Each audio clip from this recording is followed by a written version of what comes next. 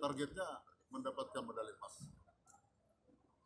Untuk pengamanan sendiri Pak, ada Ya, ada atensi khusus mungkin untuk Sumsel Pak? Pengamanan sudah dilakukan simulasi ya, oleh Kapolda, ya, Mabes Polri, tentu aparat terkait, TNI, pemerintah daerah sudah melakukan simulasi-simulasi untuk lebih komprehensifnya sebuah pengamanan dalam Olimpik apa saja, baik itu kadarnya event dunia, karena ini event dunia.